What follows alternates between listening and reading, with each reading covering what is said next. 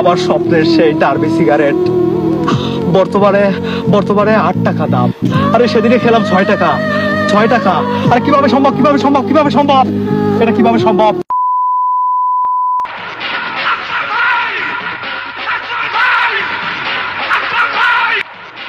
ভাই দাঁড়ান ভাই, ভাই একটা বিড়ি দিয়ে যান ভাই, সারাদিন বিড়ি খান আজকে, একটা বিড়ি দেন ভাই, ভাই।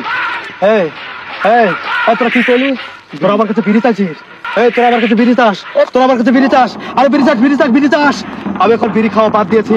বিড়ি এখন আমি খাই না। বিড়ি কিভাবে খাবো? বিড়ির যা দাম, বিড়িতে যা সিন্ডিকেট শুরু হয়েছে।